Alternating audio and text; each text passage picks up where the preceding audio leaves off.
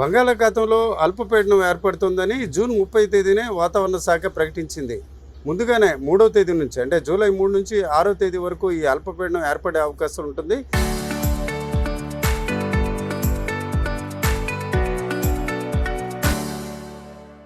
సముద్రంలో చేపల వేటకు వెళ్లే మత్స్యకారులు అప్రమత్తంగా ఉండాలని సూచించారు. అయితే అప్పటికే చాలామంది చేపల వేటకు వెళ్లారు. ఈరోజు చూసుకుంటే ప్రమాదానికి గురైన 83వ బోటు కూడా అదే రకంగా 1వ తేదీన వెళ్ళింది. వాళ్ళు తిరిగి 4వ తేదీ వస్తున్న క్రమంలోనే ఈరోజు చూసుకుంటే పూడిమడక అలాగే గంగవరం అంటే విశాఖ నగరానికి దాదాపు 10 మైళ్ళ దూరంలో ప్రమాదానికి గురైన పరిస్థితి. ఈ దశలో చాలామంది ఈ విషయం తెలిసి అంటే ఈ సంఘటనకి ముందే ఏదైతే అల్పపీడనం ఉంటుందనే కోణంలో చాలామంది విశాఖ హార్బర్లో ఉండిపోయారు. ఈ దశలో కొందరు శ్రీకాకుళం జిల్లాకు చెందిన మత్స్యకారులు కూడా ఉన్నారు. అదే ఎన్ని రోజుల నుంచి ఇక్కడ ఉండిపోయారండి? అంటే మీకు ముందే ఈ విషయం తెలిసి 4 రోజులు అయింది. ఈ విషయము అంటే మనకు అతను ఫోన్ చేశారండి అన్నమాట. ఒకరు కొద్ది గాలి ఉంది, మీరు ఉండిపోండి, ఈ పూటకు రాకండి అని చెప్పారు. అలాగనేసి మేము ఉండిపోయాం. అది అచ్చా, ఎప్పుడు కూడా ఇలాగ ముందుగా తెలిస్తే ఇంకా వెళ్ళకుండా ఉంటారు, వెళ్ళకంటే ఉండిపోతాం మేము. అదనమాట. అదే ఇప్పుడు ఒక బోటు ప్రమాదం గురైంది కదండి, వాళ్ళు ఎందుకు వెళ్ళి ఉంటారు అంటే బిఫోర్ వెళ్ళి అది ముందు వెళ్ళిపోయారండి వాళ్ళు. మేము లోడ్ వేసుకొని మేము ఉండిపోయాం అనమాట.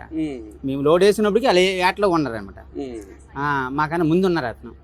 అది ఓకే. చూడండి, అంటే మీరు ఎంతకాలం నుంచి చేపల వేట అట్లా చేస్తున్నారు? ఎంతో మా చిన్నప్పటి నుంచి మాకు వేట ఇది. ఇక్కడే ఇది కాకపోయినా సరే వేరే వాళ్ళు కూడా మేము కష్టపడిన వాళ్ళమే. కర్ణాటక, మంగళూరు, కేరళ ఇవన్నీ తిరిగినాము. ఓకే, చూసారు కదా. ఇప్పుడు ప్రమాదం గురైన తర్వాత వాళ్ళు దాదాపు 12 గంటలు ఈత ఈదారంట. అంటే తిరిగి ఒకవేళ బోటు పడిపోయినప్పుడు తిరిగి బోటు తీయడానికి కూడా ప్రయత్నించారు. అట్లా కొన్నిసార్లు బోటు పడిపోతే తీస్తుంటారా? అవి రావడానికి అవకాశం ఉండదండి. అవకాశం ఉండదు. కానీ ఒకటి మన ఊపిరి నుంచి మనం కష్టపడగలం. అది మనం ఊపిరి అయిపోయిన తర్వాత మనం మీరు చేయలేము. అదేనమాట. మీరు కూడా అదే ఏ ఊరమ్మా మీది? మాదే కుందుమణిపేట. ఏ జిల్లానా? శ్రీకాకుళం జిల్లా. శ్రీకాకుళం జిల్లా. అయితే మీరు ఎంతకాలం నుంచి చేపల వేట ఇట్లాగా?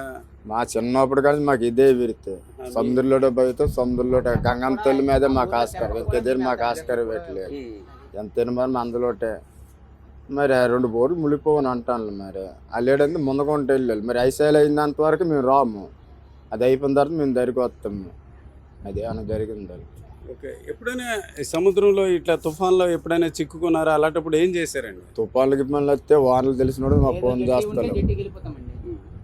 అందుబాటులో ఉందనుకో అందుబాటులోకి వెళ్ళిపోతాం. మాకు అంతగా మరి వీలైనంత వరకు చేస్తాం నీటిలో. మరి అంత దాటిపోతే మరి చేసిందేం లేదు. బోయో గీయో ఏదో ఒకటే. మీరు కూడానా? చెప్పండి, ఎప్పుడైనా తుఫాను అలా వస్తే ఏం చేస్తుంటారు? అదేనండి, ఇప్పుడు మా వాళ్ళు చెప్పారు కదా. ఇప్పుడు తుఫాన్ అంటే మనకి సడాలం మనకు తెలియదు కదా. అయితే గాలిలో అలకలు వస్తే మాకు తెలుసుకుంటాం అనమాట.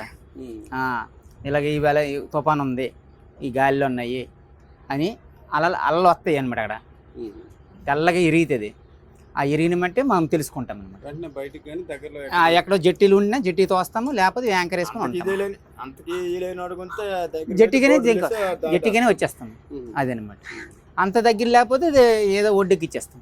అదే ఇప్పుడు మన వైజాగ్ నుంచి 10 కిలోమీటర్లు అంటే 10 మైళ్ళ దూరంలో ఈ ప్రమాదం జరిగింది అంటున్నారు. అంత లోతుగా బోటు కానీ పడిపోతే తిరిగి తీయడం కష్టమా? ఎట్లా? అవదండి, అవదు. లోతుగా ఎక్కువ లోతు ఉంటుంది. లోతు ఉంటుంది. ఇప్పుడు ఇక్కడే మనం మునిగిపోతే ఇక్కడే తీయలేము.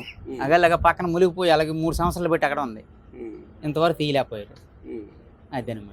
40 మీటర్లో ఉంటుంది సార్. 40-50. ఓకే, మామూలుగా మీరు కాదు, ఒక మత్స్యకారుడు ఏదైనా ప్రమాదం అట్లా జరిగితే ఎన్ని గంటలు ఈదే అవకాశం ఉంది? ఈరోజు చూసుకుంటే వాళ్ళు 13 గంటలు ఈదారంటున్నారు. 13 గంటలు ఈదాలంటే మనకు ఊపిరి నుంచి ఈదగలమండి.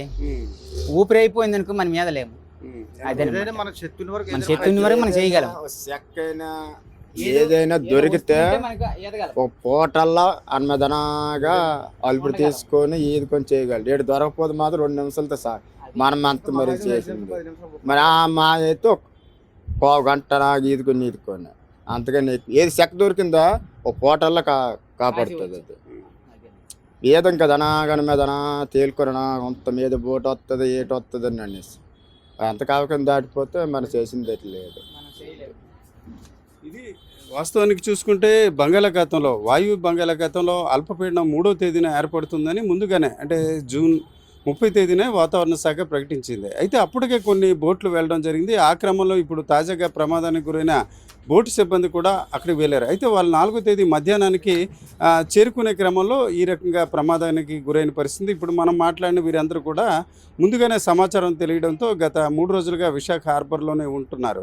సహజంగా ఇలాంటి సమాచారం ముందుగా తెలిసినట్లయితే ముందుగా తీరంలో ఉండిపోవడం, కొన్నిసార్లు లోపల ఉన్నట్లయితే దగ్గరలో ఉన్న హార్బర్లోకి వెళ్ళడం, అలాగే ఇంకా కొన్ని అవకాశాలు ఉంటే యాంకర్ వేసుకుని అక్కడ ఉండడం, అట్లాంటి జాగ్రత్తలు తీసుకుంటాం అని చెప్తున్న వాతావరణం కనిపిస్తుంది. కెమెరా పర్సన్ తిరుపతితో రామచంద్రరావు, RTV, విశాఖపట్నం.